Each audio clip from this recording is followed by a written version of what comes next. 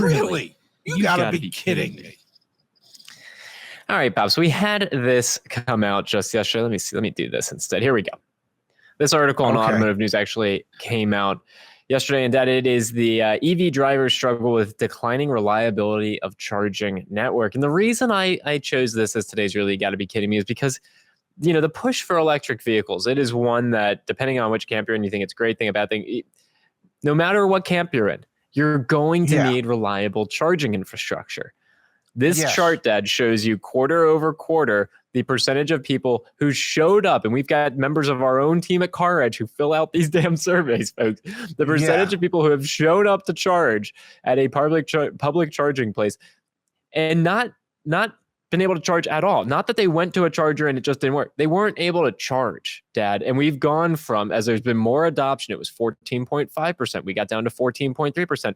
We are above 21%. 1 in 5 trips to the gas station for your EV, you simply can't fill up. Again, regardless of what camp you're in, this is damning. The idea of this being mass market, this is the damning piece of it. Well, absolutely, and it always has been. The infrastructure portion of EVs has always been an issue, and yes, it's primarily for non-Tesla chargers.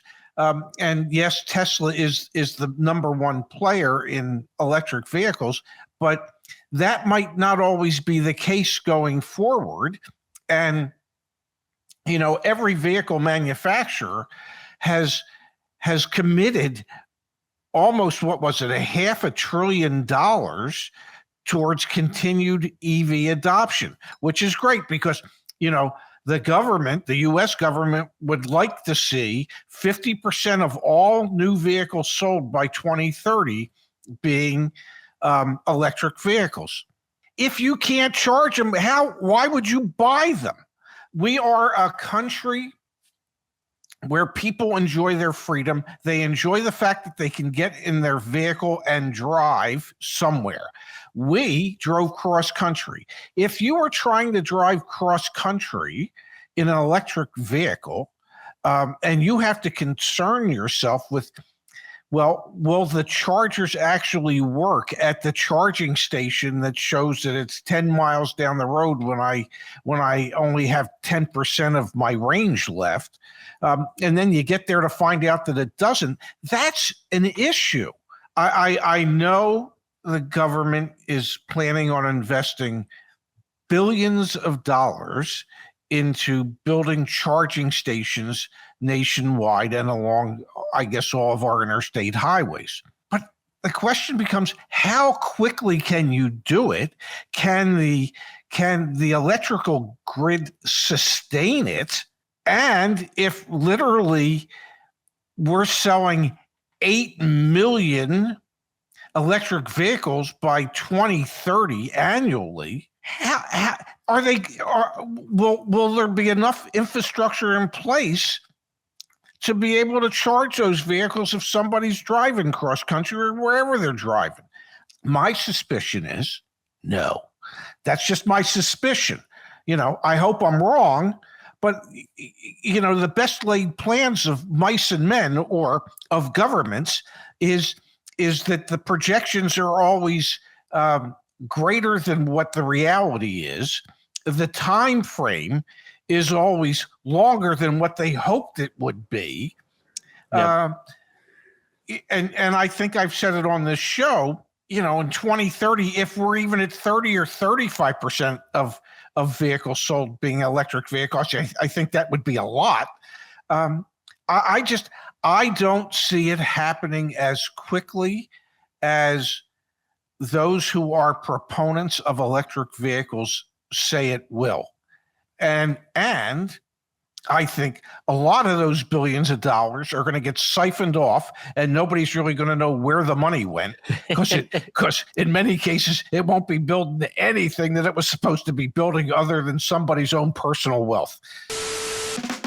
CarEdge.com/finance pops. You can go there and do what? You can finance, refinance, save money, and it only takes seconds to do. All right, go take a peek. Don't go to the dealer without getting a pre-approval. We're here to help.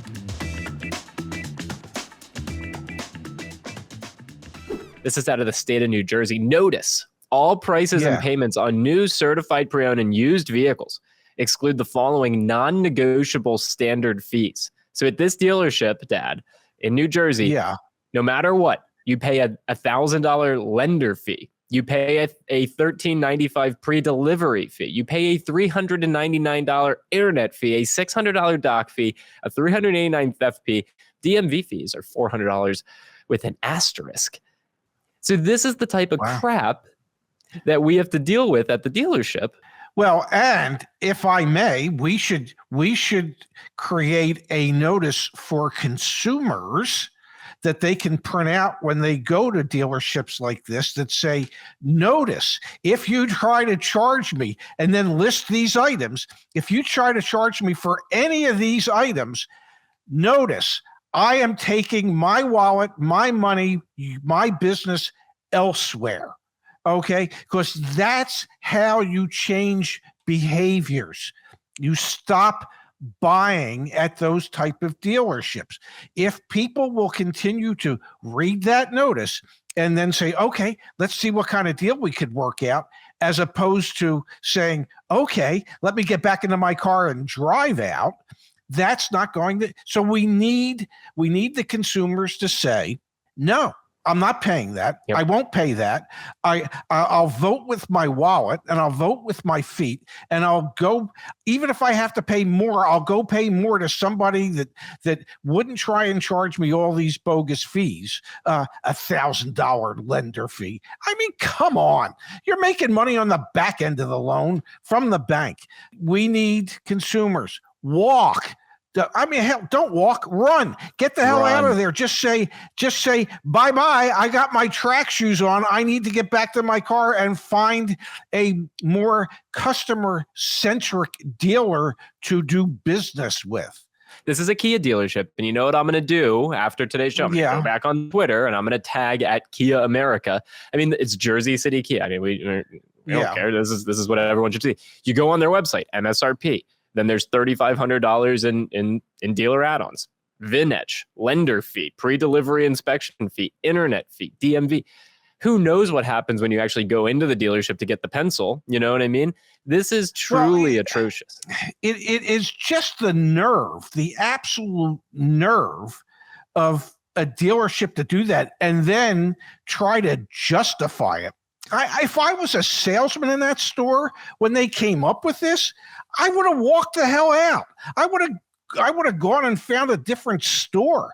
I mean, why as a salesperson, as a human being, would I want to be associated with such crap? All right, Brandon, you're officially in the club. We've kept you all the way for really, you've got to be kidding me. All right. We're going to talk a little Cybertruck. I don't know if you guys saw the Tesla Cybertruck prototype. It's actually on the road driving around. Looks atrocious, in my opinion. Can't wait to see who we offend with those comments.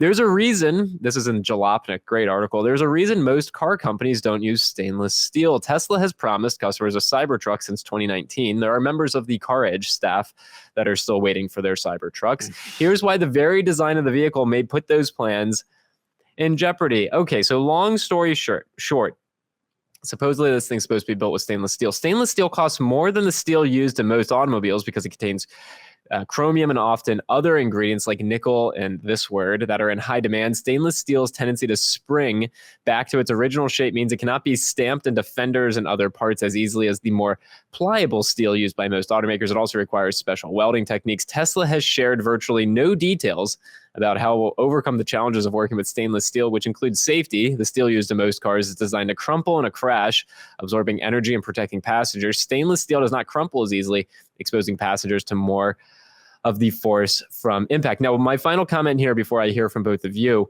we know, this is a fact, that electric vehicles weigh more than their internal combustion engine counterparts. For example, the Hummer EV is an abomination of electric vehicles, although it's pretty wild that something that big can move that quickly.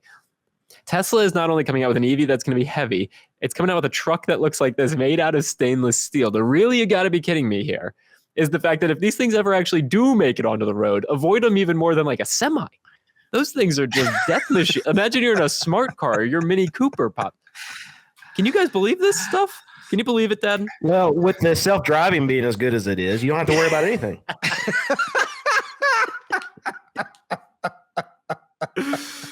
I like that. I like that. I can't wait till two of them run into each other.